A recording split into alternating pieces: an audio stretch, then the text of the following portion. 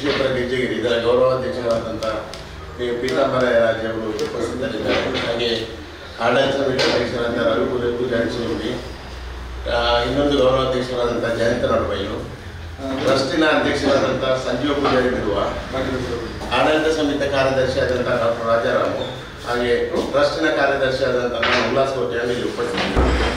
ನಿಮಗೆಲ್ಲರಿಗೂ ಸ್ವಾಗತವನ್ನು ನಿಲ್ಲಿಸ್ತಾರೆ. ಶ್ರೀ ಕ್ಷೇತ್ರ ಗೆಜ್ಜೆಗಿರಿ ಇದರ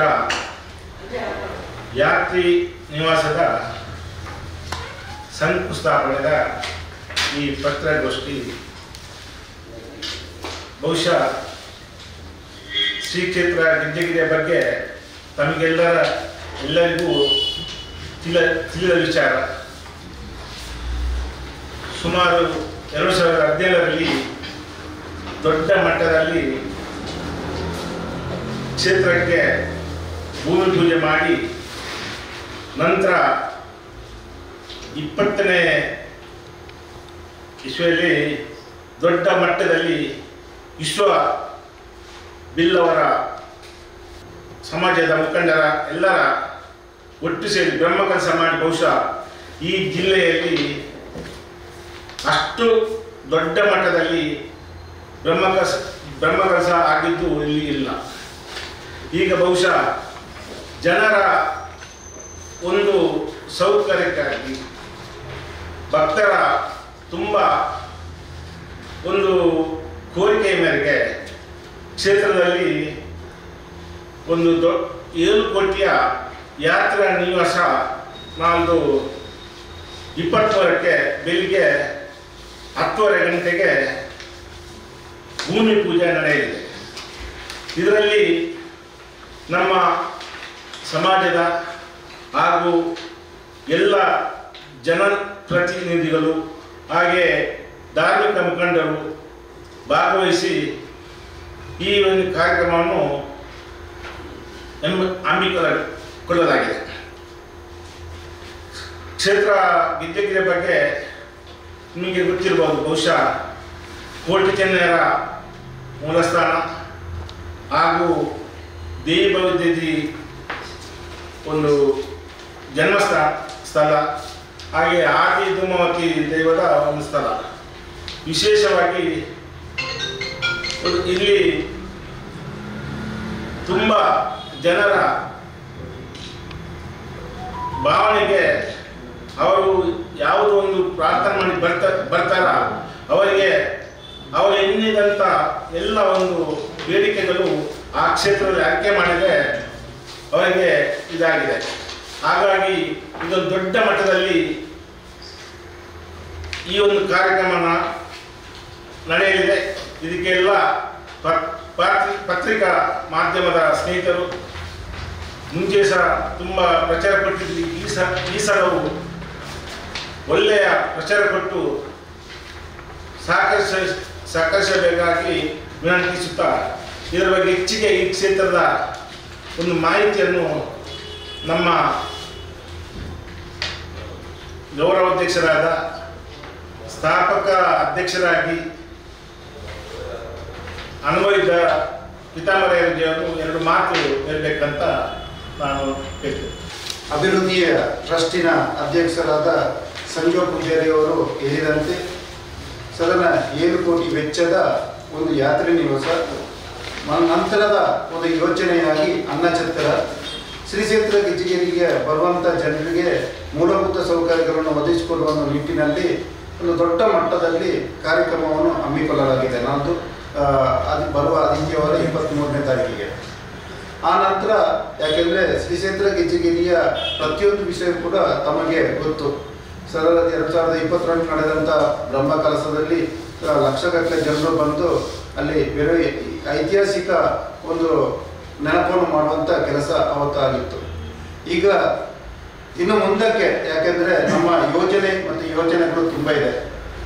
ಸದನ 7 ಕೋಟಿ ವೆಚ್ಚದಲ್ಲಿ ಯಾತ್ರೆ ನಿವಾಸ ಒಂದೇ ಅಲ್ಲ, ಯಾತ್ರೆ ನಿವಾಸ ಅದರ ಒಟ್ಟಿಗೆ ಧ್ಯಾನ ಮಂದಿರ ಆಗಲಿ, ಅನ್ನಛತ್ರ ಆಗಲಿ, ನಂತರ ಬರುವ ದಿನದಲ್ಲಿ ಒಂದು ಶ್ರೀ ತಾಯಿ ದೇವಿ ರೀತಿಯ ಒಂದು ಏನು ಮದ್ದಿನ ಇದಿದೆ, ಅಲ್ಲಿ ಆಯುರ್ವೇದಿಕ್ ಆಸ್ಪತ್ರೆ ಮತ್ತು ಆಯುರ್ವೇದಿಕ್ ಮೆಡಿಕಲ್ ಅಂತ ಮಾಡುವಂಥ ಯೋಚನೆಗಳು ಅದು ಮುಂದಿನ ಒಂದು ಕಾರ್ಯ ಹಂತಕ್ಕೆ ಹೋಗ್ತಾ ಇದೆ. ಇವಾಗ ನಾವು ಶ್ರೀ ಕ್ಷೇತ್ರ ಗೆಜ್ಜೆಗೇರಿಯಲ್ಲಿ ಬೇರೆ ಬೇರೆ ರೀತಿಯಲ್ಲಿ ನಾನು ಅದರ ಬಗ್ಗೆ ನಿಮಗೆ ಈಗಾಗಲೇ ಪ್ರತ್ಯೇಕ ಪ್ರಕಟಣೆಯನ್ನು ನಾನು ಕೊಟ್ಟಿದ್ದೇನೆ. ಒಮ್ಮೆ ಓದಿ ಹೇಳ್ತೇನೆ. ಪುತ್ತೂರು ತಾಲೂಕಿನ ವಡಗನ್ನೂರು ಗ್ರಾಮದ ಯರಾಜೆ ಬರಕೆ ಎಂಬ ಪ್ರತಿಷ್ಠಿತ ಮನೆತನದ ಪುಣ್ಯ ನೆರವೇ ಗೆಜ್ಜೆಗೇರಿ ಕ್ಷೇತ್ರವಾಗಿದೆ. ಬ್ರಾಹ್ಮಣರ ಮನೆಯಲ್ಲಿ ಬೆಳೆದ ಸ್ವರ್ಣಕೇದಗೆ ಅಸಹಾಯಕ ಸ್ಥಿತಿಯಲ್ಲಿ ಕಾಡಿನಲ್ಲಿ ಸಿಕ್ಕಾಗ ದೇಯಿಬೇದಿತಿಯಾಗಿ ಗುರು ಸಾಯನ ವೈದ್ಯನಿಂದ ಪುನರ್ಜನ್ಮ ಪಡೆದ ನೆಲವೇ ಗೆಜ್ಜೆಗೇರಿಯಾಗಿದೆ. ಸುಮಾರು 550 ವರ್ಷಗಳ ಹಿಂದೆ ದೇಯಿಬೇದಿತಿ ಗರ್ಭದಲ್ಲಿ ಹುಟ್ಟಿದ ಈ ಕೋಟಿ ಚೆನ್ನಯ್ಯರು ಈ ಮಣ್ಣಿನಲ್ಲಿ ಬಾಲಿ ಬದುಕಿ ಐತಿಹಾಸಿಕ ಪುಟಗಳಿಗೆ ಸೇರಿ ಹೋಗಿದ್ದಾರೆ. ಅಂದಿನ ಕಾಲಘಟ್ಟದಲ್ಲಿ ಅಸಮಾನತೆ ಶೋಷಣೆಯಿಂದ ಧ್ವನಿ ಎತ್ತಿ ಹೋರಾಟ ನಡೆಸಿದ ಈ ಅವಳಿ ವೀರರು ಅಮರರಾದರು. ಕಾಯ ಬಿಟ್ಟು ಮಾಯವಾದ ಈ ಅವಳಿ ವೀರರು ದೈವ ಸಂಪುತರಾದರು. ನಂಬಿದವರಿಗೆ ಇಪ್ಪು ಕೊಡುವಂಥ ಕಾರ್ಮಿಕ ಪುರುಷರಾದರು. ಇಂಥ ಪುಣ್ಯ ನೆಲ ಗೆಜ್ಜೆಗೇರಿಗೆ ಊರ ಪರವೂರ ನಮ್ಮ ಸಮಾಜದ ಮಾನ್ಯರ ಹರಣಿಸಿ ಪರಿಶ್ರಮದಿಂದ ಜೀರ್ಣೋದ್ಧಾರ ಅವಕಾಶವಾಯಿತು. 2017ರಲ್ಲಿ ಸಾವಿರಾರು ಭಕ್ತರ ಸಮ್ಮುಖದಲ್ಲಿ ಕ್ಷೇತ್ರದ ನಿರ್ವಹಣೆಗೆ ಶಿಲಾನ್ಯಾಸ ಆಯಿತು. 2020ರಲ್ಲಿ ಅಭೂತಪೂರ್ವ ಬ್ರಹ್ಮಕಲಶೋತ್ಸವವಾಯಿತು. ಲಕ್ಷೋಪಲಸ ಜನರು ಈ ಕಾರ್ಯಕ್ಕೆ ಸಾಕ್ಷಿಯಾದರು. ದೇಶ ವಿದೇಶದಿಂದ ಭಕ್ತ ಸಾಗರವೇ ಹರಿದು ಬಂತು. ಇಲ್ಲಿ ದೇಯಿಬೇದಿತಿ ಸತ್ಯಧರ್ಮ ಚಾವಡಿ, ನಾಗಬ್ರಹ್ಮರ ಸಾನ್ನಿಧ್ಯ, ಕೋಟಿ ಚೆನ್ನಯ್ಯರ ಗರಡಿ, ಆದಿ ದುರ್ಮವತಿ, ಕುಪ್ಪೆ ಪಂಜುರ್ಯ, ಕಲ್ಲವತ್ತಾಯನ ಬಳಿಗ, ದೇಯಿಬೇದಿತಿ ಮಹಾಸಮಾಧಿ ಮತ್ತು ಸರುಳಿ ಸೈಮಂಜು ಕಟ್ಟೆ ಸಾನ್ನಿಧ್ಯವಿರುವ ಕಾರಣಿಕ ಕ್ಷೇತ್ರ ಗೆಜ್ಜೆಗೇರಿ. ಕ್ಷೇತ್ರದ ಅಭಿವೃದ್ಧಿಗೆ ಕ್ಷೇತ್ರದ ಆಡಳಿತ ಸಮಿತಿ ಮತ್ತು ದೇಯಿಬೇದಿತಿ ಮೂಲಸ್ಥಾನ ಟ್ರಸ್ಟ್ ಭಕ್ತರ ಅನುಗುಣವಾಗಿ ಯಾತ್ರಿ ನಿವಾಸ ಮತ್ತು ಅನ್ನಛತ್ರದ ನಿರ್ಮಾಣದ ಯೋಜನೆಗೆ ಇದೇ ಬರುವ ನವೆಂಬರ್ 23, 2025ನೇ ಆದಿತ್ಯವಾರದಂದು ಯಾತ್ರಿ ನಿವಾಸಕ್ಕೆ ಶಿಲಾನ್ಯಾಸ ನೆರವೇರಿಸುವುದೆಂದು ದಿನ ನಿಗದಿಪಡಿಸಿದೆ. ಈ ಕಾರ್ಯಕ್ರಮದಲ್ಲಿ ಸ್ವಾಮೀಜಿಗಳ, ಧಾರ್ಮಿಕ ಮುಖಂಡರ, ಸಮಾಜದ ಗಣ್ಯಮಾನ್ಯರ ಹಾಗೂ ಜನಪ್ರತಿನಿಧಿಗಳ ಸಮ್ಮುಖದಲ್ಲಿ ಬರೋಡದ ಖ್ಯಾತ ಉದ್ಯಮಿಗಳಾದಂಥ ಹಿರಿಯರಾದಂಥ ಶ್ರೀ ದಯಾನಂದ ಬೋಂಡ್ರ ಅವರು ಶಿಲಾನ್ಯಾಸಗೊಳಿಸಲಿದ್ದಾರೆ. ಈ ಎಲ್ಲ ಕಾರ್ಯಕ್ರಮಗಳಿಗೆ ಹೆಚ್ಚಿನ ಸಂಖ್ಯೆಯಲ್ಲಿ ಆಗಮಿಸಿ ಶಿಲಾನ್ಯಾಸ ಕಾರ್ಯಕ್ರಮವನ್ನು ಯಶಸ್ವಿಗೊಳಿಸುವುದರೊಂದಿಗೆ ಇದರ ನಿರ್ಮಾಣಕ್ಕೂ ತನ್ನ ಧನ ಸಹಕಾರ ನೀಡಬೇಕಾಗಿ ವಿನಮ್ರವಾಗಿ ನಾವು ಎಲ್ಲ ಆಡಳಿತ ಸಮಿತಿ ಮತ್ತು ಅಭಿವೃದ್ಧಿ ಸಮಿತಿಯ ಪರವಾಗಿ ನಾವು ಕೇಳಿಕೊಳ್ಳುತ್ತೇವೆ. ಇದರ ಬಗ್ಗೆ ಏನಾದರೂ ಸಂಶಯಗಳಿದ್ದರೆ ಸದನ ಅದರ ಈಗಾಗಲೇ ಅದರ ನಕ್ಷೆಯನ್ನು ಕೊಟ್ಟಿದ್ದೇವೆ. ಅಲ್ಲ, ಆ ಯಾತ್ರಿ ನಿವಾಸದಲ್ಲಿ ಎಂತೆಲ್ಲ ಸೌಲಭ್ಯಗಳಿರ್ತದೆ ಮತ್ತು ಎಷ್ಟು ವಿಸ್ತೀರ್ಣ ಹೇಗೆ? ಯಾತ್ರಿ ನಿವಾಸ ಇವಾಗ ಅಂದರೆ ನಾವು ನಮ್ಮ ಪ್ಲಾನ್ ಪ್ರಕಾರ 20 ರೂಮ್ಗಳು, ಅಂದರೆ ಹೊರಗಡೆಯಿಂದ ಬರುವಂಥ ಜನರಿಗೆ ಅಲ್ಲಿ ಯಾವತ್ತು ಏನಾದರೂ ಅವರಿಗೆ ಅವತ್ತು ನಿಲ್ಲುವಂಥ ವ್ಯವಸ್ಥೆ ಬೇಕಿದ್ರೆ ಇವು 20 ರೂಮ್ಗಳು, ಅಂದರೆ ಅದಕ್ಕೆ ಅಟ್ಯಾಚ್ ಕೊಠಡಿಗಳ ಒಂದೊಂದು ಹೇಗೆ ನಾವು ವಸತಿ ಇದೆ ಆ ರೀತಿಯಲ್ಲಿ ಅದನ್ನು ನಿರ್ಮಾಣ ಮಾಡುವುದಂತ. ಹೌದು, ವಸತಿ ಕೊಠಡಿಗಳು 5 ಅಂತಸ್ತುಗಳಿವೆ. 5 ಅಂತಸ್ತುಗಳ ಈಗಿನ ಪ್ಲಾನ್ ಯೋಜನೆ. ಆದರೆ ಪ್ರಥಮವಾಗಿ ನಾವು 20 ರೂಮ್ಗಳನ್ನು ಮಾಡುವುದೆಂದು ತೀರ್ಮಾನಿಸಲಾಗಿದೆ. 5 ಅಂತಸ್ತು ಏನೋ 5 ಅಂತಸ್ತು ಎಷ್ಟಾಗ್ತದೆ? ಅದೇ 7 ಕೋಟಿ ಎಲ್ಲ ಸೇರಿ ರೂಮ್ಗಳ 30,000 ಸ್ಕ್ವೇರ್ ಫೀಟ್. ಅದರಲ್ಲಿ ಮತ್ತೊಂದು ದೇವಿವೈದ್ಯದಿ ಆಯುರ್ವೇದಿಕ್ ಸಂಶೋಧನಾ ಕೇಂದ್ರ ಅಂತ ಅದರಲ್ಲಿ ಒಂದು ಫ್ಲೋರ್ ಅಲ್ಲಿ ಮತ್ತು ಒಂದು ಫ್ಲೋರ್ ಅಲ್ಲಿ ಸಭಾ ಭವನ ಅಂತ, ಸಭಾ ಭವನ ಅಲ್ಲ, ಸಮುದಾಯ ಭವನ ಅಂತ ಒಂದು ಫ್ಲೋರ್ ಅಲ್ಲಿ ಕಾರ್ಯಕ್ರಮ ಸಮುದಾಯ ಭವನ. ನೆಲಮಹಡಿಯಲ್ಲಿ ಪಾಕಶಾಲೆ ಮತ್ತು ಅಡುಗೆ ಅದೇ ನೆಲಮಾಳಿಗೆಗೆ ಅದು ಬರ್ತದೆ.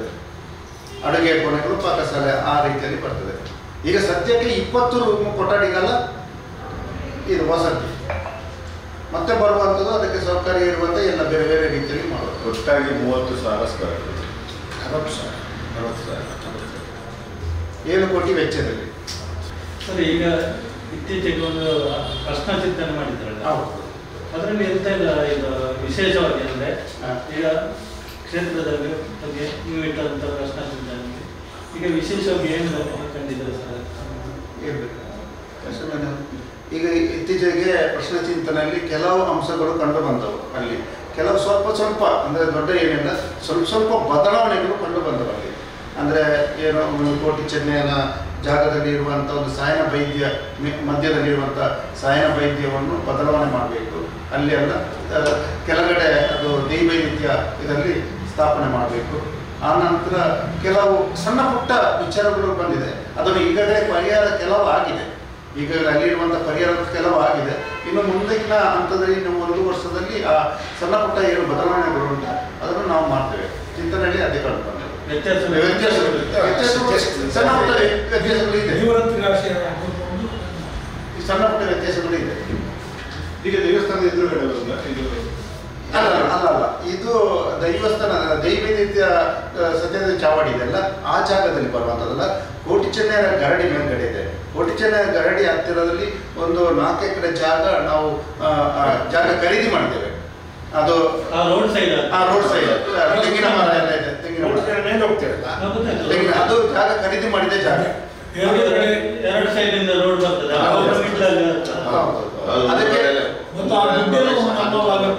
ಅದಕ್ಕೆ ಟ್ರಸ್ಟ್ ಮಾಡಿದೆ, ಆ ಜಾಗಕ್ಕೆ ಟ್ರಸ್ಟ್ ಆಗಿದೆ, ಅಭಿವೃದ್ಧಿ ಟ್ರಸ್ಟ್ ಆಗಿದೆ.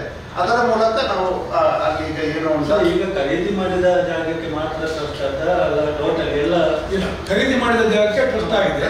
ಉಳಿದದ್ದು ಈಗ ಆಡಳಿತಾತ್ಮಕ ಕಮಿಟಿ ಒಟ್ಟಿಗೆ ಖರೀದಿಸುವುದಂತ ಇರ್ತದೆ. ಅಲ್ಲ ಸಿಕ್ಕಿದನ್ನು ಏನೋ ಈಗ ನೋಡಿ ಖರೀದಿಸುವುದಂತ ಏನಿಲ್ಲ, ಅದು ಈಗ ಅವರ ಸಂಬಂಧಪಟ್ಟದ್ದು ಖರೀದಿಸುವುದಕ್ಕಿಲ್ಲ. ನಾವು ಅದರ ಹತ್ತಿರ ಇರುವಂಥ ಜಾಗವನ್ನು ಸ್ವಲ್ಪ ಸ್ವಲ್ಪ ಯಾರಿದ್ದರೆ ಅದನ್ನು ಖರೀದಿಸ್ತಾ ಇದ್ದೇವೆ. ಅಂದರೆ ಸಂದರ್ಭಕ್ಕೆ ಅನುಸಾರವಾಗಿ ಬೇರೆ ಯಾವ ರೀತಿಯಲ್ಲಿ ನಾವು ಇದು ಮಾಡ್ತೀವಿ. ಯಾಕೆಂದರೆ ಇನ್ನು ಮುಂದಿನ ಹಂತದಲ್ಲಿ ನಮ್ಮ ಯೋಚನೆಗಳು ತುಂಬ ಇದೆ. ಅದನ್ನು ಅಭಿವೃದ್ಧಿ ಪಥದಲ್ಲಿ ಕೊಂಡೋಗ್ಲಿಕ್ಕೆ ಅದೇ ಈಗ ಪ್ರಥಮವಾಗಿ ಹೊರಗಿನ ಬರುವಂಥ ಅಂದರೆ ತುಂಬ ದೂರದಿಂದ ಈಗ ಬೇರೆ ಬೇರೆ ರಾಜ್ಯಗಳಿಂದ ಬರ್ತಾರೆ, ಬೇರೆ ಬೇರೆ ಫಾರಿನಿಂದ ಬರ್ತಾರೆ. ಅವರಿಗೆ ನಿಲ್ಲಿಗೆ ಒಂದು ದಿವಸ ಏನಾದರೂ ನಿಲ್ಲಬೇಕಿದ್ರೆ ಅಂಥವರಿಗೆ ಒಂದು ಯಾತ್ರೆ ನಿವಾಸ ಮಾಡಿ ಆನಂತರ ಮುಂದಿನ ಹಂತದಲ್ಲಿ ಅಂದರೆ ಎಲ್ಲ ದಾನಿಗಳ ರೂಪದಲ್ಲಿ ಇದೆಲ್ಲ ಬರುವಂಥದ್ದು ದಾನಿಗಳ ರೂಪದಲ್ಲಿ. ಸರ್ ಈಗ ಅನ್ನ ಛತ್ರ ನೀವು ಸಪರೇಟ್ ಆಗಿ ಮಾಡ್ತೀರಿ. ಹೌದು. ಈಗ ಅನ್ನ ಪಾಕಶಾಲೆಯಲ್ಲಿ ಮಾಡಿದ್ರೆ ಅನ್ನ ಛತ್ರ ಅಲ್ಲ ಪಾಕಶಾಲೆ ಅಂತಲ್ಲ. ಪಾಕಶಾಲೆ ಅಂದರೆ ಈ ಇದರಲ್ಲಿ ಮಾಡುವಂಥದ್ದು ಅಲ್ಲಿಗೆ ಸಂಬಂಧಪಡುವಂಥದ್ದು. ಅನ್ನ ಛತ್ರ ನಾವು ನಮ್ಮ ಅಲ್ಲಿ ಸಹ ಪಾಕಶಾಲೆ ಬೇಕಾಗ್ತದೆ. ಅಲ್ಲಿ ಪಾಕಶಾಲೆ ಮಾಡಲಿಕ್ಕೆ ಅಲ್ಲ, ವಸತಿ ಗೃಹ ಅಂತ ಮಾಡುವಾಗ ನಾವು ಅಲ್ಲಿಂದ ಇಲ್ಲಿ ಸಪ್ಲೈ ಮಾಡಲಿಕ್ಕೆ ಬರಲ್ಲ. ಅಡುಗೆ ದೊಡ್ಡದಾದ ಅನ್ನ ಛತ್ರ ಬೇರೆ. ಅನ್ನ ಛತ್ರ ಸಾರ್ವಜನಿಕ ನಾವು ಗಿಜಿಗಿರಿಯ ಧರ್ಮಚಾವಡಿ ಇದೆಲ್ಲ ಅದರ ಎದುರು ಭಾಗದಲ್ಲಿ ಜಾಗ ಈಗ ನೋಡ್ತಿದ್ದೇವೆ, ಅಲ್ಲಿ ಅದು ಮಾಡುತ್ತೆ. ಈ ವಸತಿ ಗೃಹದಲ್ಲಿ ಉಳ್ಕೊಂಡವರಿಗೆ ವ್ಯವಸ್ಥೆಗೆ ಅನ್ನ ಛತ್ರ, ಅದು ಪಾಕಶಾಲೆ. ಅಲ್ಲಿ ಆಯುರ್ವೇದಿಕ್ ಸಮುದಾಯ ಅಲ್ಲಿ ಆಯುರ್ವೇದಿಕ್ ಕಾರ್ಯಕ್ರಮ ಆದರೆ ಅಲ್ಲಿ ಮೊದಲು ನಾವು ಒಂದು ಆಯುರ್ವೇದಿಕ್ ಸಂಶೋಧನಾ ಕೇಂದ್ರ ಇದೇ ಬಿಲ್ಡಿಂಗ್ ಅಲ್ಲಿ ಮಾಡಲಿಕ್ಕೆ ಅಂತ ಫಸ್ಟ್ ಇದೆ. ಆ ನಂತರ ನಾವು ಆಸ್ಪತ್ರೆ ಅದು ಏನೋ ಮಾಡುವಂಥದ್ದು ಸರ್ಕಾರದ ಅನುದಾನ ಏನೋ ಬಂದರೆ ನೋಡುವಂಥದ್ದು.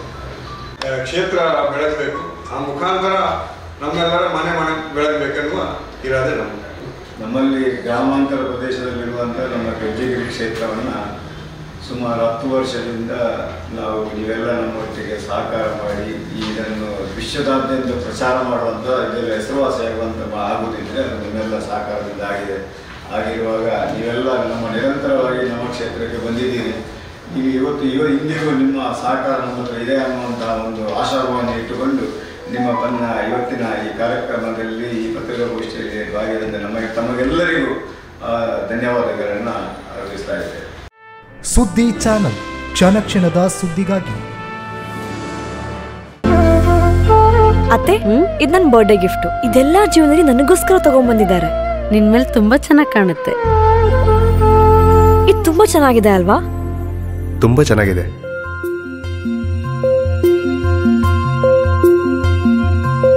It will look really good on you. Amma? Huh? Mother is always son's first love.